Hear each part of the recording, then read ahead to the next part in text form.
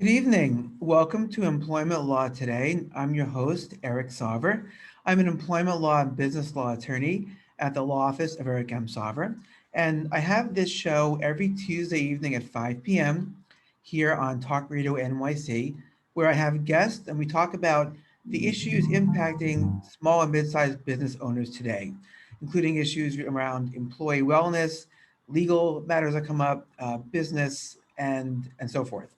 And so this evening, I'm very pleased to have as my guest tonight, Nesreen Ahmed, founder and CEO of Harbor Light Coaching. Nesreen, welcome to the show. Thank you. Thank you so much for having me here tonight. Yeah, great to have you on. I'm glad you could be a guest this evening. And I'm going to give you the proper introduction, of course. I just want to read our topic so that our listeners know what to expect this evening. Nesreen and I will be addressing the topic of addressing grief in the workplace. And we talked about this in that recognizing and properly addressing grieving employees has often been a very sensitive yet crucial part of running a business.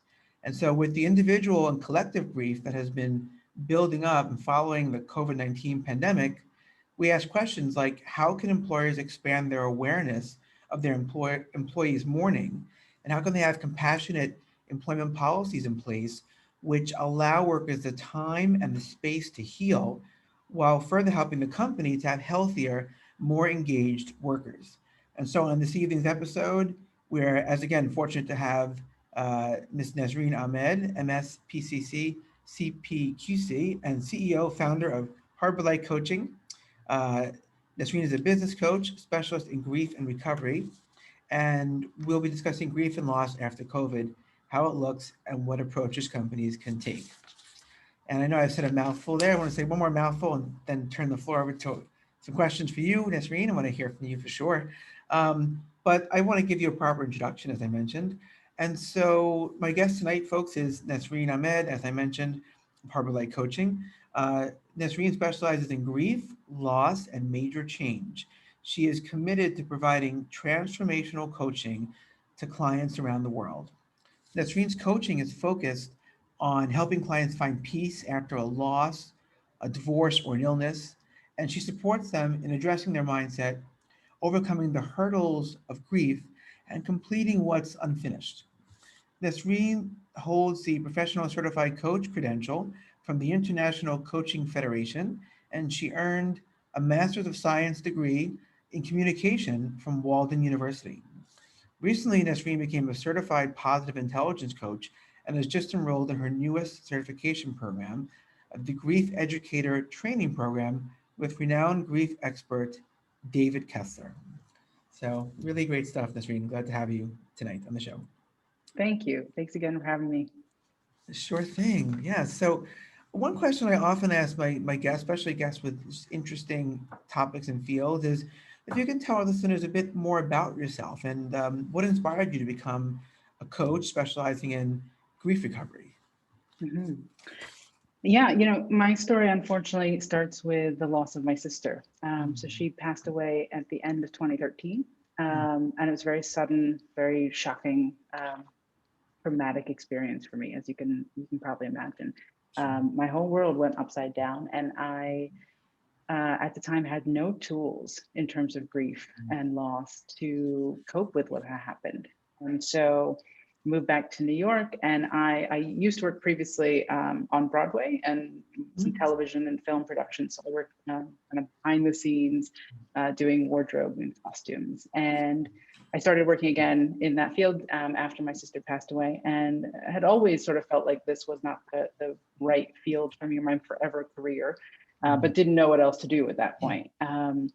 And I, at that point, really needed a bit of stability. I needed something that I could just go to work and I can just do my job and I can just come home. Like I don't want to try to start something new while I'm in the middle of also grieving. Yeah. And so I spent a lot of time sort of doing the things you're supposed to do when you lose someone. So going to therapy and support groups, and they were all mildly helpful, or helpful to a certain extent. I got some benefits from them, but it was when the counselor in the support group said, if you've been here for longer than 2 years, when we meet every week, right? If you've been here longer than 2 years, then we should talk about, what else is going on for you. And I remember I had probably been in that group for about 3 or 4 months at that point, and I just was like, you want me to spend another year and a half or more potentially, being here every week? It felt, overwhelming, and it felt like an incredibly long time, even though there is no, timeline for grief. It just, for me personally, was like, that's more than I want to spend, in a room full of people who are still struggling with their loss. And so by that point, I had already started training as a business and life coach, a year-long training program. And through that, I found out about grief coaching. It was a few months into that program when somebody mentioned that they had recently met a grief coach. And I was like, all right, hold on. What is this all about? Tell me about grief coaching. How does it work? What is it? And she was like, let me just introduce you to this person. So I ended up finally, it took a while, I'll be honest, it took a while to make the call initially, but I had a session with her, and, I really appreciated what she had to say. And she basically, coaching is all about moving you forward, right? It's all about reaching certain goals or taking action. And what I found was that my healing, and healing in general, I believe, is a proactive process, right? We need to be willing to do the work. And so I ended up working with her, and through that, it really just revolutionized my relationship with my sister, how I was grieving.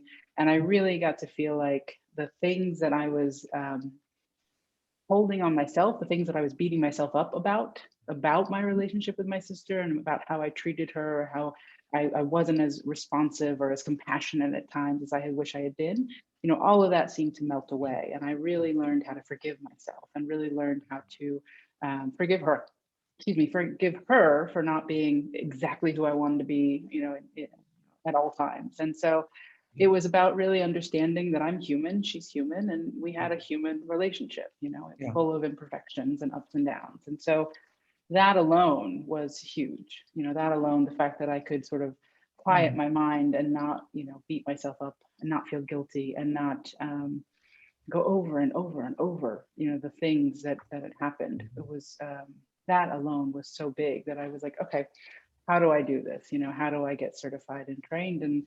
And that's what I did, and I've been coaching for about over 6 years now, and I love it. I absolutely love it. It's a privilege and an honor and a pleasure every single day. Yes, a lot there to really, some solid, deep stuff there. Seriously, and again, I know I said it before, but I'll say it again. My condolences in the loss of your sister. Sure, I think it's just important, right, to acknowledge and recognize people's grief and hardships. And you said a few things, and I heard the forgiveness of yourself and the person you lost, and acknowledging the relationship being imperfect. From what little I know, somewhat about grief and principles around healing, and some of it is that people grieve either the relationship they lost, or they grieve what they wish they had with the person, or somewhere in between. And it sounds like the work you did, you talked about taking action, being part of the process, showing up, being committed to that process. I imagine helps to heal the relationship sort of retroactively. Is that accurate, or is that? Yeah, certainly. There are a lot of hopes and dreams and expectations that we have about, especially when a parent might lose a child, something along those lines, where we expect there to be a certain flow to life, right? And we expect to be able to witness certain events and beautiful memories. And when those don't happen, that in itself is its own grief. Absolutely. Yeah.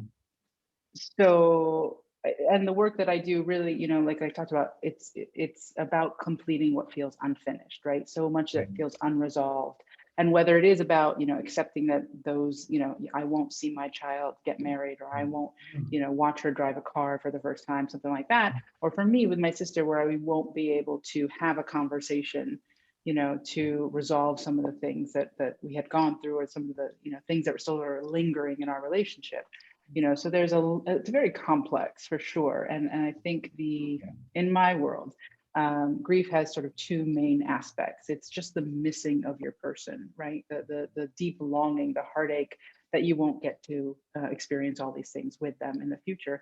And then also, again, that forgiveness piece, really like being able to forgive yourself and forgive them, and being able to say what happened in the relationship is just what happened, right? Not a lot of judgment, not a lot of, wishing about more, different, better, but just really finding the peace of saying, okay, this is how it went.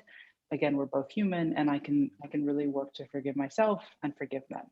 Yeah, for sure. And, and I also hear from a lot of my guests and a lot of colleagues I know and people that often from something tragic or traumatic comes a change, a sea change in their life or a change in their career, and often sort of a sense of turning that tragedy or trauma into something with meaning and purpose, having a purpose-filled life, and um, well, I'm sorry to hear what happened, of course, with your sister, and I'm glad to see you, just in your, just how you bloom and grow as a grief coach and your business and our Facebook friends. I see you post about, your beautiful family, and so it's good to see all that. Yeah, and I want to ask you maybe a follow-up question in line with our topic because it seems to flow when we're talking about grief. I'm wondering, so our topic tonight being addressing grief in the workplace, and I feel like you have to know what the misconceptions are. So I'm wondering, what are some common misconceptions? Let's start with that around grief and loss that you've seen. Well, I think the biggest misconception is that we just need to give it time, right? Mm. Time will heal all, and we just need to wait, kind of wait it out, suffer until suddenly we feel better, which is a really unfortunate misconception, because again, if we're proactive, there are things that we can do to help ourselves move better or feel better and move forward, right? I'm not saying get over, but certainly move forward. And it's not just about time, right? It's not just about waiting. So I think that's one thing. And then there's an assumption that we're all kind of got to go through it the same way, right? We're all going to be upset for a while. We're all going to be a little out of it. We might not be able to sleep. We're not super hungry. And then suddenly everything's fine again. And there are, so many different ups and downs and waves of grief, and everybody reacts to it differently, right? There's no one right way to grieve. And there's no one, appropriate or predictable way that it's going to go for us. Right. And even if we've grieved something before, or grieved someone before, our next, experience of grief might be very different. Right. And I think a lot of people are like, oh, I know how to deal with this. And then it hits them and they're like, why is this so different? Right. So we really have to understand that every experience is unique. Every griever is unique. And, we can't assume that just because, so-and-so went through it this way before, that's reliable and they're going to be able to do it that way again. Right. So definitely need to see each experience as unique. Right. Yeah. No. And then I think the other misconception, and this happens a lot in the workplace too, but in society in general, it's like we can't talk about it. Like part of why I'm so excited to be here today is I think it is critical, especially now when work and home have become so collapsed and condensed and they're commingling in so many new ways, and we're all collectively going through a grief, right? I think we have to talk about it. I think we have to, the idea is that, or the misconception is that we should talk about it behind closed doors with a therapist and a support group with, trusted professionals, and that's it. There's nobody else we should talk about it with. And I'm really here to normalize the conversation. Right? We all grieve. We all go through grief, and multiple kinds and multiple times in our life we grieve. And so why can't we talk about it?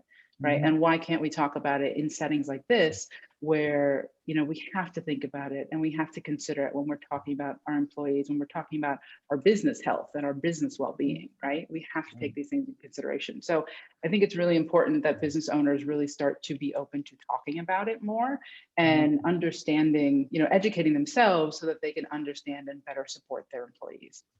Right. Really good stuff there, Nesreen. And we are going to talk about this topic a lot tonight between now and 6. We do have our first commercial break. When I come back with Nesreen Ahmed of Harbor Light Coaching, we'll be discussing recognizing grief in the workplace, having policies that help employees to better heal, and similar topics. So stick around for Employment Law Today here on Talk Radio NYC. I'm your host, Eric Sarver. My guest, Nesreen Ahmed. Stick around. We'll be right back. Have you ever thought of reinventing yourself? Are you looking to create a new life's journey? Hi, I'm Kevin Barbaro, host of Coffee Talk XL every Tuesday night live, 8 p.m. Eastern on talkradio.nyc. Tune in live to hear me and my guests from a variety of different backgrounds. As a former college coach and a current full-time actor and owner of multiple companies, my show is as eclectic as my life. That's Coffee Talk XL every Tuesday night, 8 p.m. on talkradio.nyc. Are you interested in having a better relationship with yourself, others, and God? Greetings. I'm your host, Dr. George Andow, for the show A Journey Through into Awareness. On my show, we journey into the awareness that the mind of God is the true seat of our personal consciousness. We join together each Monday at 7 p.m., so tune in on Talk Radio NYC. Are you a conscious co-creator?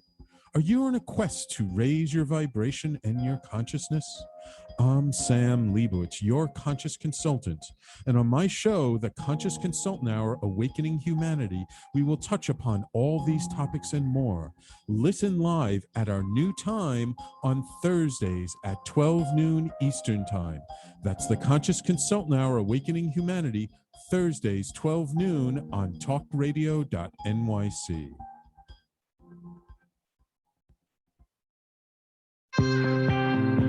You're listening to Talk Radio NYC. Uplift, educate, empower.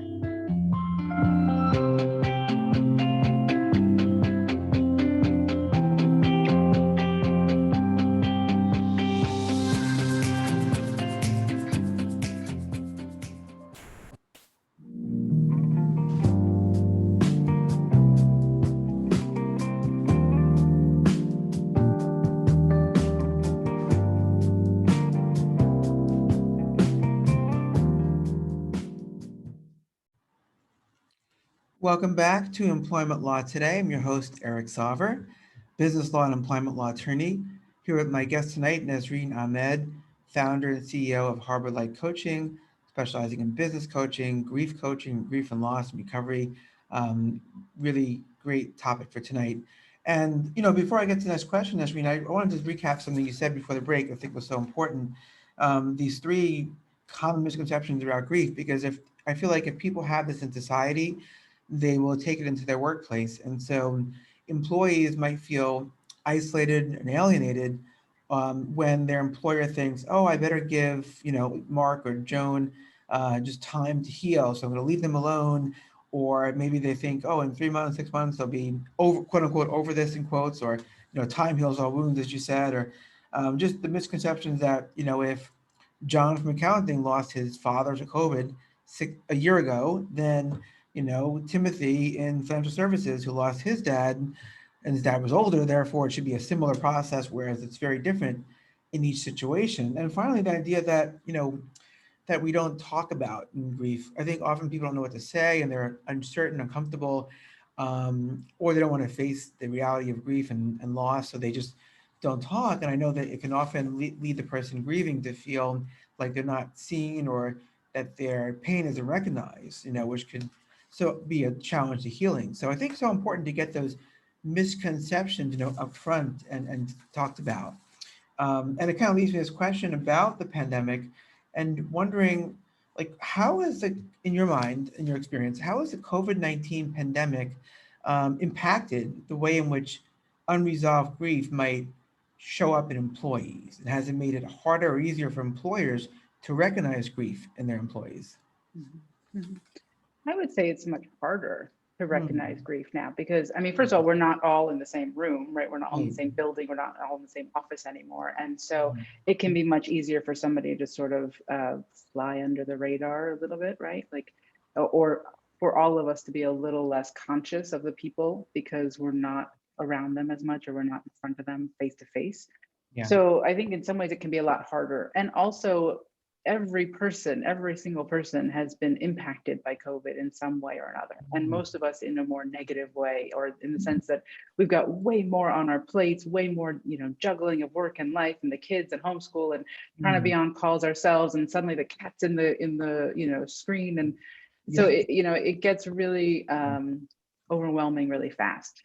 right? Right. And we start to feel like, oh, okay, there's a lot going on. And so we as employers may not be as present to our employees as a result, right? But because everybody has something going on, it may not be obvious that Joan in accounting is also grieving, Sure. right? So I think employers, in some ways have to be all that much more diligent, all that much more willing, again, to go there to have these conversations, to offer something to their employees who may not be so willing to ask for it up front, Right. especially if the employee is really struggling. It can be very easy to say, I'm just going to kind of put my head down and go through this alone and not reach out, not get the support that I actually need. Yeah, and I think that's very accurate. I think, that with everyone being sort of far away, out of sight, out of mind type thing, people working from home, they're not as seen as when they come into the office. And as you pointed out, when people are overwhelmed themselves, sometimes they just don't have the awareness to look to others or the bandwidth, or maybe they don't think they do. And deep down, they actually do have that bandwidth. But I can see how, say, if this were 3 or 4 years ago, and say one employee lost someone close to them in say a terrible accident, it might be a different situation than when the employer, the business owner, say is underwater, trying to get PPP loans, wondering how they're going to open. And it's not to say it's an excuse, right? Because they're ultimately their employees' wellness. It's a compassion issue, right? To be compassionate with the employees. It's for their health and well-being. It's also for the company's health and well-being. I had to talk with you about this in preparation for the show. For those listeners that might say, well, I'm a nice person, I'm not so warm and fuzzy, and for me, business is the bottom line. Well, your bottom line as a business owner, I think, can be seriously impacted in a negative way, right? If your employees they're grieving, they're not quite present, they're feeling sick, they're exhausted, not sleeping. So, all good points. And I think, this pandemic really has, I think, made it harder with everybody grieving different ways, and people wanted to just sort of move on, and pretend it's done, it's over. But getting back to work even is, I mean, even just grieving what we lost, in the 15, 16 months we were home, maybe before some of us start to venture out post vaccination and seeing some of the rates go down in certain areas. So I appreciate that, I do. And just, I think it's so important to, again, get this out there for people to hear. Mhm, mhm. Yeah, absolutely. I mean, again, I don't think it's about, I don't think it can just be about the bottom line. Yeah. You know what I mean? Because like you said, if your employee is not well for whatever reason, right? Yeah. Like if there's an illness, if there's a divorce going on, if there's a grief going on, that employee is going to be less focused. They're going to be less potentially, right? Potentially less invested in their work, right? Mhm. I've talked to people who are really bitter about their employer and the situation that they're put in because they can't take time off, right? They can't. And so they're much less invested and they feel much less valued, and they're not as considerate with the clients. They're not as, considerate about going above and beyond as the employer would want them to. And so I think we really have to think about this. If you are just a numbers person, right? And it is just about bottom line, you still have to consider that your employee is severely, distracted and severely, what's the word? Compromised. Yes. Your employee is compromised, right? And you cannot have your employee, or you cannot ask and expect your employee to do the same level and quality of work when they're compromised. It's just unrealistic. Yeah. And I've worked with a lot of people too who have said, I need this job, right? Like suddenly they are much more invested because they're suddenly a single parent or the only breadwinner. They've got some real investment in making this job work, but they're still compromised. They're still distracted. They're still having trouble really focusing. And so they're going to do the best they can, but they're not going to be at the same quality or same output, as they were before. So I think we really have to think about this in terms of the human aspect of it too, even if it's just about bottom lines. Yeah. Yeah. And I agree totally. I mean, my, approach has always been that I think employers should look at things from a compassion perspective, from a karma perspective. I know that when I get clients who are employers and they ask me about drafting the employee handbook for them, let's say, or policies, and they ask, well, some have asked me in the past, a few have asked me, what's the minimum amount of vacation days I need to give under the law, or paid time off, or sick leave? And what's the minimum I have to pay? And I'll say, from a legal standpoint, this is what you're required to do, this is what you don't have to do. But if I can give a little business advice, a little the human point of view, I think that, workers who get the bare minimum often don't feel inspired. They don't feel valued. They don't feel inspired, and they can get resentful and depressed, and it's hard to really focus, and they might just leave or go somewhere else. And so it's worth, I say, even if you are looking at it as like it's all about money, which I don't think is the only factor, but if that's your philosophy, then you would want to invest in your employees, treat them better, and they'll perform better. I think a lot of businesses are coming across this sort of seems obvious, but almost newfound corporate philosophy. So, and I appreciate your reminding listeners tonight, if you're out there, if you are an employer with employees coming back after COVID-19, to be mindful of these issues. And I think it also brings us to another sort of part of our topic tonight, which is we're talking about, right, the challenge, the issue, misconceptions around grief. I'm wondering, so now that we know some of the issues and why it's important to focus on grief in your employees, what are some good workplace policies that you believe an employer can implement to help their grieving employees to get well and heal? I mean, I would say basic bottom line, first thing you can do is give a generous bereavement leave. Yes. Right? Mm-hmm. Like really allowing the person some time.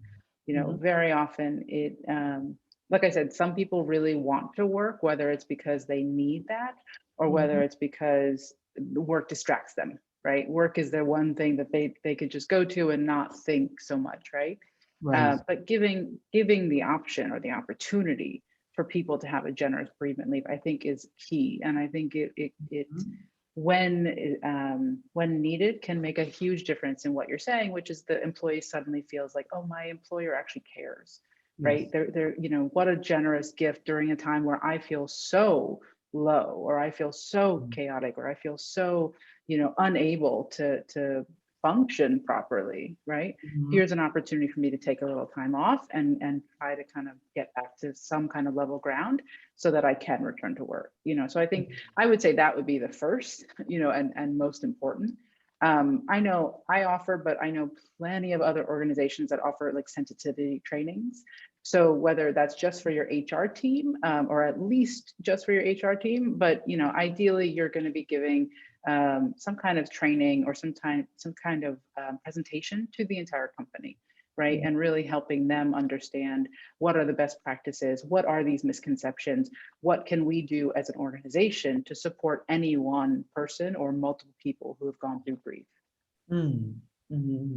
Yeah, really good points there, Nesreen, really, I think, and I'd love to address those. We will address them more when we get back from the break, but it's time for our second commercial break. So folks, I'm here tonight, my guest, Nesreen Ahmed, CEO, founder of Harbor Light Coaching. When we come back, we'll talk a little bit more about these workplace policies around grief, and we'll also talk about Nesreen's philosophy and approach to helping clients to heal and grow. So stick around, we'll be right back.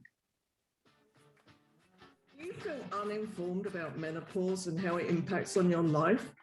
Hi, I'm Pat Duckworth, women's health strategist and host of the Hot Women Rock radio show, empowering women leaders at menopause. Join me every Thursday at 10 a.m. Eastern Time, 3 p.m. UK time on talkradio.nyc for interviews with inspirational women who will share their top tips to rock your world. Hey everybody, it's Tommy D, the nonprofit sector connector, coming at you from my attic. Each week here on talkradio.nyc, I host a program, Philanthropy in Focus. Nonprofits impact us each and every day, and it's my focus to help them amplify their message and tell their story. Listen each week at 10 a.m. Eastern Standard Time until 11 a.m. Eastern Standard Time, right here on talkradio.nyc. Are you a business owner? Do you want to be a business owner? Do you work with business owners? Hi, I'm Stephen Fry, your small and medium-sized business or SMB guy, and I'm the host of the new show, Always Friday. While I love to have fun on my show, we take those Friday feelings of freedom and clarity to discuss popular topics on the minds of SMBs today. Please join me and my various special guests on Friday at 11 a.m. on talkradio.nyc.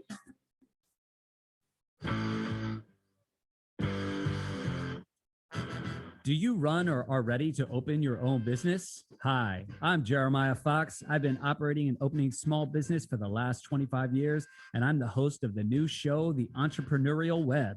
Tune in every Friday at noon Eastern Time for insights and stories on the nuances of running small business right here on Fridays at noon, talkradio.nyc.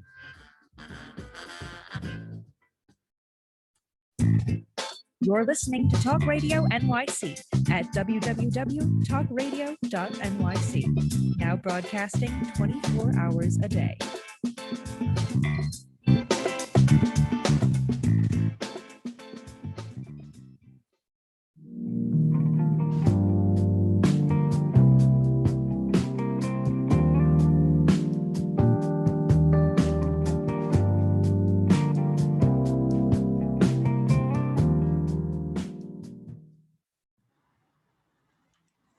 Welcome back to Employment Law Today. I'm your host, Eric Sarver, employment law, business law attorney at the law offices of Eric M. Sarver.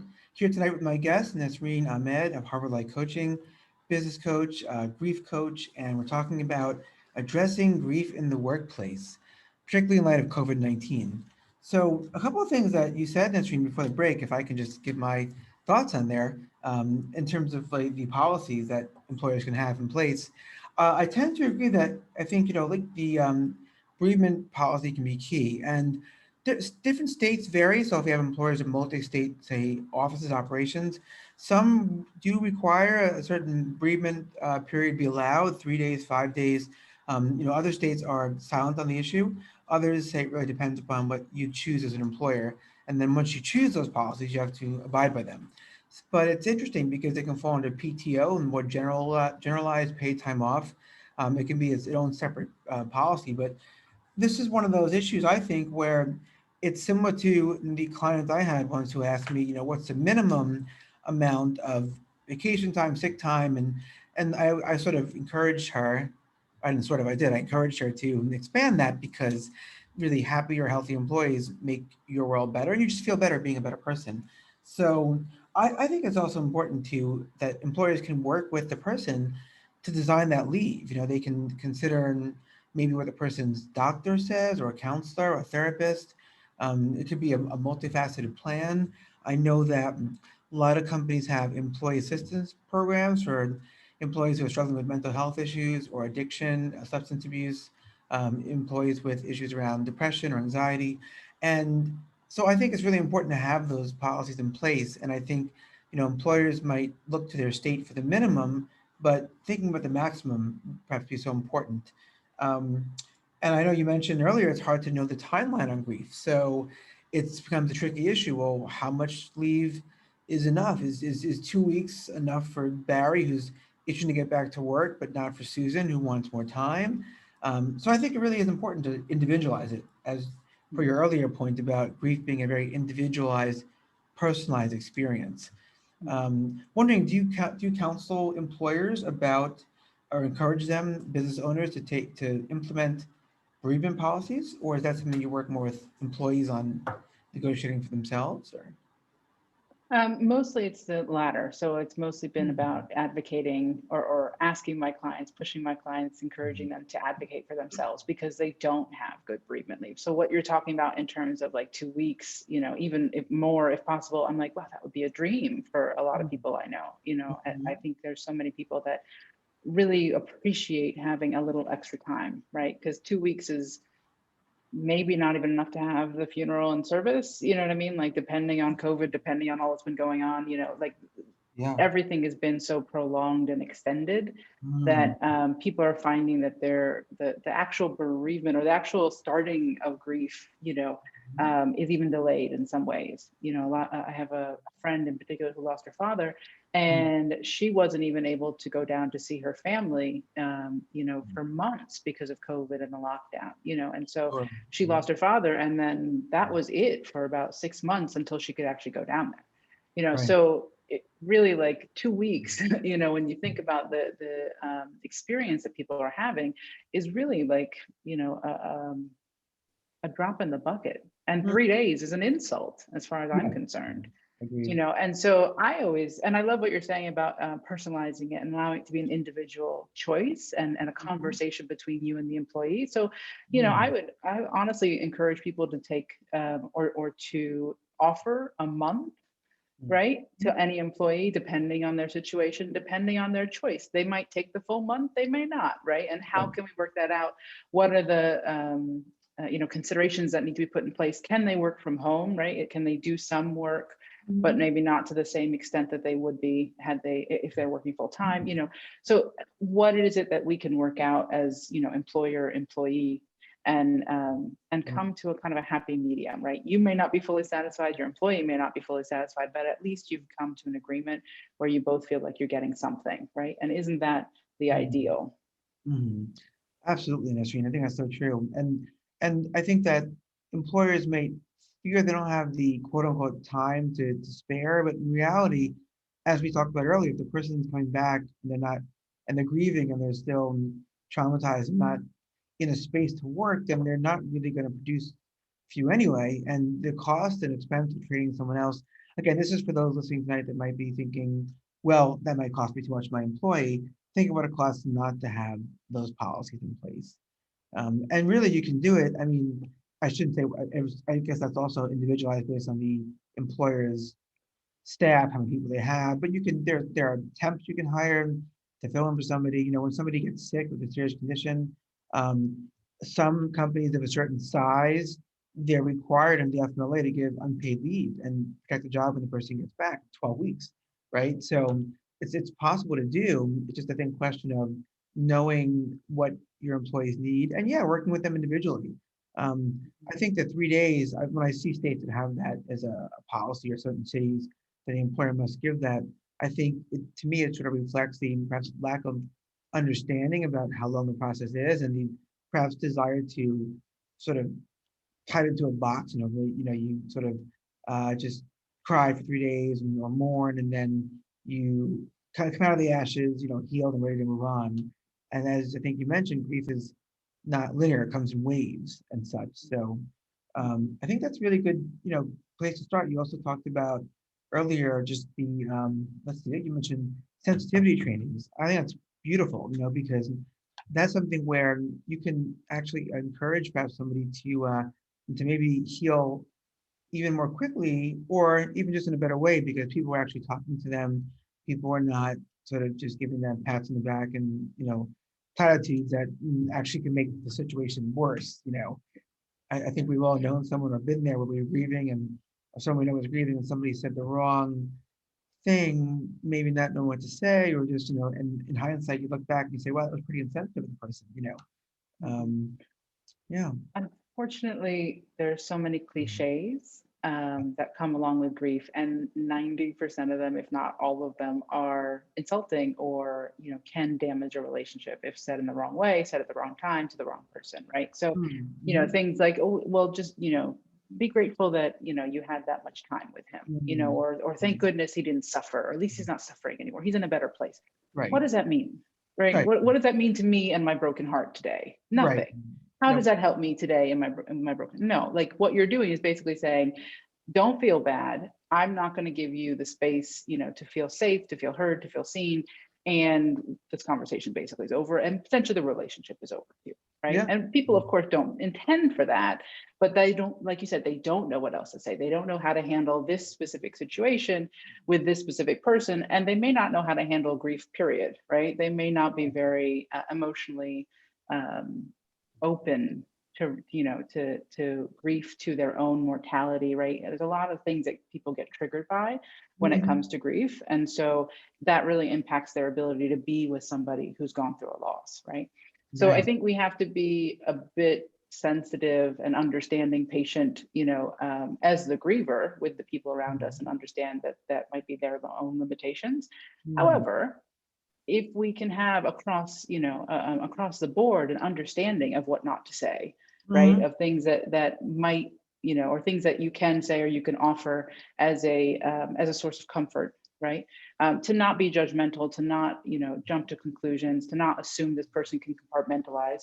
I think that is very helpful, and that's why I really advocate for these sensitivity trainings, because I think they give your employees a sense of like, okay, my workplace is going to be at least this level of safe. Right. I know that I'm not going to have to encounter these really ridiculous comments from so-and-so, in this department. And I'm not going to have to endure a meeting where, I get 5 people saying, I'm so sorry for your loss. Right. And then they move on with the meeting. So I think that there's, it gives people just a baseline. It gives people a baseline of like, here's what I should do, what I should say, here's what to avoid. And, this makes for a more, sensitive, a more connected group of employees, right? Like if you can actually be vulnerable and have a conversation, even if just with one person, in your workplace, like what does that open up for you? What does that allow? How much more are you willing to go to work and wanting to go to work because you know that it's going to be this level of safe, So I think there's a lot of value in doing the sensitivity trainings. And again, because employers, and traditionally, like this is a mental health issue and we can't talk about mental health and we don't want to bring it into the workplace because it's too triggering or it might do something, like I think we really need to normalize this. Like 100%, every single person on this planet is going through grief or will go through grief at some point in their life, period. Yes. Right? We have to be able to talk about it. We have to be able to talk about it in a way that actually helps people instead of, again, using these platitudes and just patting them on the back and, maybe making a donation every now and again to an organization, right? Yeah. There needs to be something more meaningful, more useful, and that's actually going to make a difference for your employees. So I think sensitivity trainings are a huge step in the right direction. I think so too. I think about, as you're talking, Nesreen, we're having this conversation, how many organizations hire me as an employment law attorney, besides the compliance and defense work, to train them around issues of sexual harassment, or, there's training. And now these days, companies have trainings around diversity and inclusion and around how to prevent sexual harassment, how to recognize it, how to make sure that there aren't microaggressions of racism in the workplace. So it almost seems naturally follows, why not have these trainings around an issue like grief, which is very pervasive. As you pointed out, Nesreen, it hits everyone at some point in their lives. And right now with COVID-19 and the pandemic, I think people are going through it a lot. And some people are not giving themselves permission to grieve because they say, look at that, that person lost, this, and this, in COVID. So who am I to, quote unquote, I'll put it in quotes, air quotes, complain, that, I just, right, didn't see relatives for a year, or didn't see friends, or, there's all that. I think we sometimes tend to minimize our grief if it's not acknowledged. So really important, I think. Absolutely. There's different layers, different levels to grief, and we should never try to compare, but I absolutely agree. I feel like part of why I'm here tonight and part of what I'm doing in general with all of my efforts and my passion is to advocate for this, right? To normalize this. Like I said earlier, we need to talk about this and we need to make it a normal conversation that everybody is having these days. And so I love what you're saying, that it's just a natural progression of everything else that we've already talked about and are currently talking about. Sure, absolutely. Speaking of talking about things, we're going to take a commercial break, let our sponsors and other hosts talk about their shows and other issues. But folks, you're listening to Employment Law Today. I'm Eric Sarver, employment law, business law attorney. My guest tonight is Nesreen Ahmed, CEO, founder of Harvard Light Coaching. Great conversation. We're going to come back. We're going to talk about Nesreen's philosophy and approach and Harvard Light Coaching, how they can help clients to heal and recover. So stick around. We'll be right back. Are you passionate about the conversation around racism? Hi, I'm Reverend Dr. TLC, host of the Dismantle Racism Show, which airs every Thursday at 11 a.m. Eastern on talkradio.nyc. Join me and my amazing guests as we discuss ways to uncover, dismantle, and eradicate racism. That's Thursdays at 11 o'clock a.m. on talkradio.nyc. Are you a small business trying to navigate the COVID-19 related employment laws? Hello, I'm Eric Sarver, employment law, business law attorney, and host of the new radio show, Employment Law Today. On my show, we'll have guests to discuss the common employment law challenges business owners are facing during these trying times. Tune in on Tuesday evenings from 5 p.m. to 6 p.m. Eastern Time on talkradio.nyc. Howdy, I am Joseph Franklin McElroy, host of the new podcast, Gateway to the Smokies. It airs on talkradio.nyc every Tuesday night from 6 p.m. to 7. Every episode is dedicated to memorable experiences in the Great Smoky Mountains National Park and surrounding areas. This show features experts and locals who expound upon the richness of culture, history, and adventure that awaits you in the Smokies. Tune in every Tuesday from 6 p.m. to 7 on talkradio.nyc.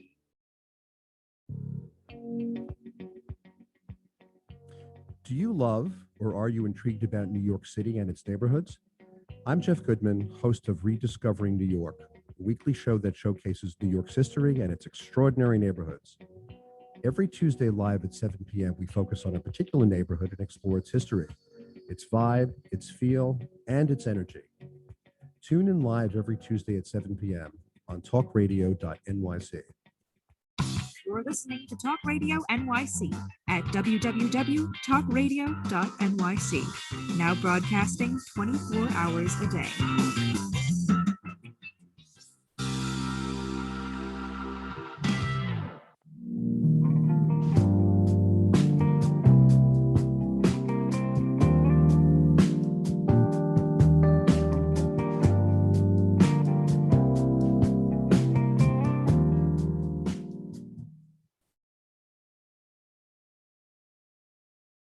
There we go.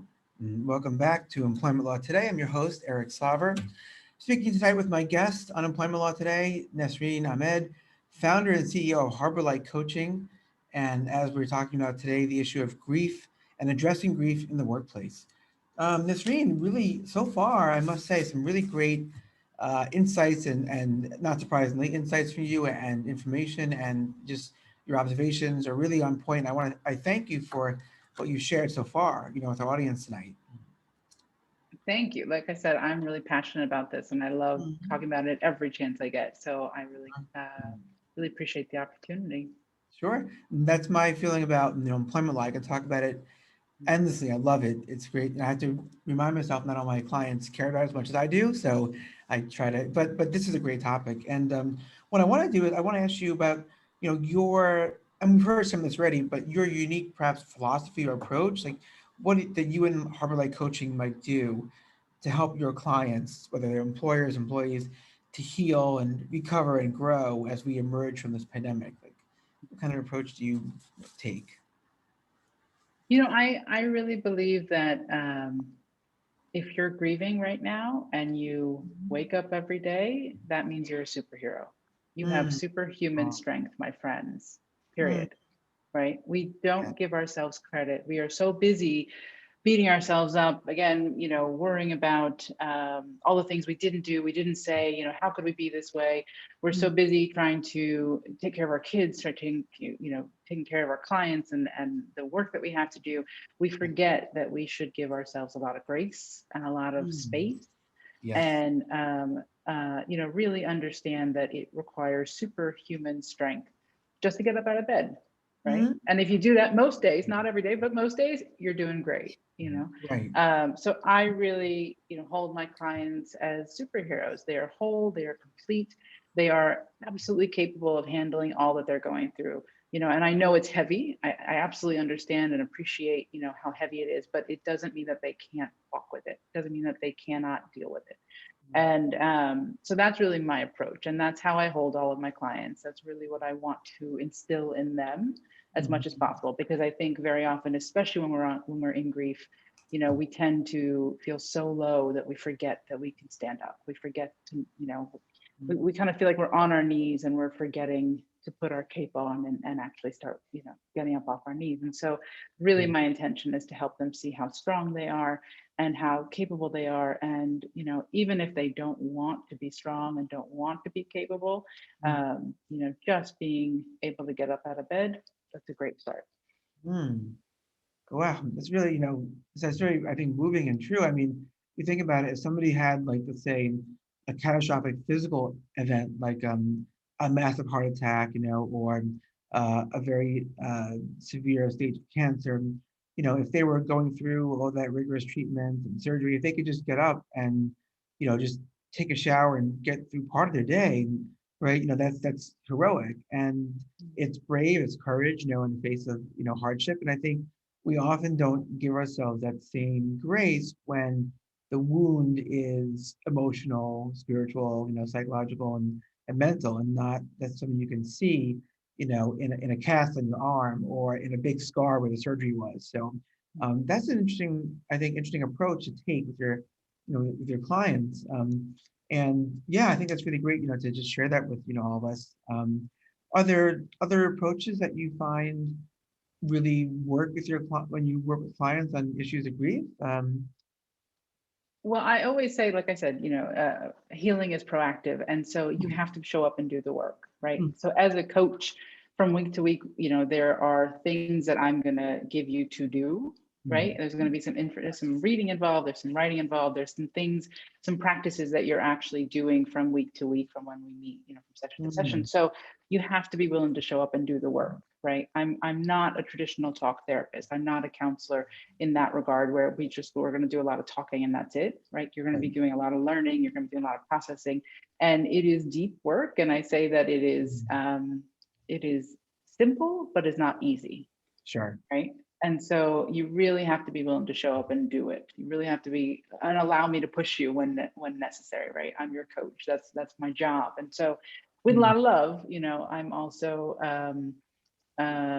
pretty rigorous, with my clients about making sure that they're doing what they said they were going to do, and having each session be valuable and having each session be a step forward, right? So obviously there's situations and circumstances, but overall, I really encourage my clients to not work with me until they are ready to actually do the work.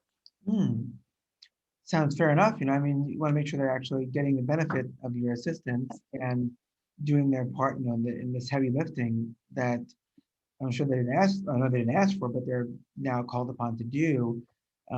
Yeah, I think that's all great stuff, and I think we can take a lot out of this for employers as well, to recognize that they can hire someone like yourself as a grief counselor, perhaps to guide them or do grief training. They can send their employees out, to get the help they need. I think that's just great, stuff to hear, because I know there are people that do, well, we each do. There are people who do employment law, people that practice and do grief coach counseling. But what do you do that's a little unique? And it's good to hear that, from you and in your own words. So it's just such a timely issue, in light of the pandemic. And I think in the beginning of COVID-19, a lot of people were giving themselves much more space, and employers were too. Like, let's just get through this, let's just, get set up and show up the best we can. And then I think, like many, maybe perhaps a metaphor for grief, it got to a point where people were saying, okay, well, that's enough of that. We're all vaccinated and now we're back to normal. And it's just not a light switch, right, that you turn on and off, is it? It's not really how grief works. I think so many people wish it was, right? Like, I think we could just turn it off and be like, today I'm good, or from now on I'm good. Right. No, and I think the idea of going back to normal is unrealistic at best. Like, I think there's a lot of ripple effects that we are not going to see, or only just starting to see right now, that are going to, carry on for quite a while. So I think the idea of just like getting over it or going back to normal, and kind of pretending that none of this happened, or pretending that I should be good right now because, we've gone this far, we've gotten this far, whatever it is. I think those are, again, some platitudes that really don't apply, when it comes to the human experience. And if we can be more patient and more realistic, I think in the end, we're probably doing everybody a great service. I tend to agree. And speaking of services and your services, I think if we have about 2 minutes left, why don't you take about a minute and a half or so to share how people can contact you, any webinars you might have, upcoming events, and the floor is yours. Oh, thank you. Thank you so much. Well, first of all, if anybody wants to reach out, they can go to my website, harborlightcoaching.com. And from there, they can set up a one-on-one 30-minute complimentary session, and that would be either somebody who's going through grief specifically and they want to check in more about what coaching is like and how I can support them, or if that's somebody who's interested in offering the grief training, sensitivity training to their employees, and we could talk about what that looks like and and hopefully set up at least one session, right, that's going to support your clients or your employees. So reach out to me there. I've got a number of different things going on in terms of healing circles and group programs, group coaching programs. So if anybody's interested, again, just reach out to me via the website, and I'll share more about that information and make sure that it's a good fit depending on what their needs are. Excellent, wonderful. Well, thank you so much for that, Nesreen. And people can, again, go to Nesreen's website, harborlightcoaching.com. I will say that you're listening to or watching Employment Law Today. And if you like the topic, feel free to write in the comments and contribute. And also, if you'd like this show, you can tune in Tuesday nights, 5 p.m. to 6 p.m. Eastern Standard Time. And we have great guests that talk about these very pertinent issues to employers and business owners. Once again, we're on Talk Radio NYC at the Facebook Live stream or at the website, talkradioNYC.com. So I want to thank you so much once again, Nesreen Ahmed, folks from Harvard Light Coaching. Thank you for joining us. Thank you for sharing your experience and wisdom. And I really appreciate your conversation tonight. Thank you. Thank you so much. I hope this was helpful. Yeah, I think it likely was to many guests. So wishing everyone out there a good rest of the week, a good evening. And again, you can find out more about the show at either Talk Radio NYC or Sarver, sarver-law.com under resources. But we're talking about grief in the workplace and hope it was helpful. And I think with that, we're at our end. So have a great evening. Thank you.